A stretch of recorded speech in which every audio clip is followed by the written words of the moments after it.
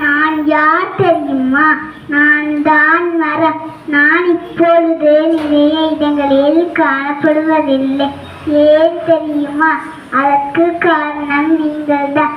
எப்படி என்று கேட்கிறீர்களா? நீங்கள் தான் என்னை வெட்டுவீர்கள். அலுவலகங்கள் கட்டுவதற்கு, சாலை அமைப்பதற்கு இப்படி என்னை வெட்டுவதால் தான் நான் காணப்படுவதில்லை. இனிமேலாவது குழந்தைகளாகிய நீங்கள் உங்கள் வீட்டில் ஆளுக்கு ஒரு மரம் வைத்து வளருங்கள். அப்பொழுது நான் உங்களுக்கு மழை தருவேன். பூமி வெப்பமடையாமல் இருக்கும். நன்றி, வணக்கம்.